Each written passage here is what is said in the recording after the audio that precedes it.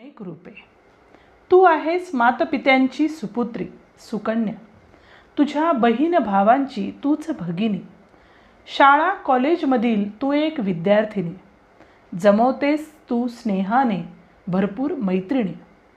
लग्न होते व तू होतेस एक आदर्श पत्नी, दिरांची नंदांची होतेस तू मग वहिणी. तुझ्या मुलाबाळांची तू माय, तू जननी. तू आहेस एक सुगरण, एक कुशल गृहिणी. तुझ्या कार्यक्षेत्रातील तू एक मानिनी.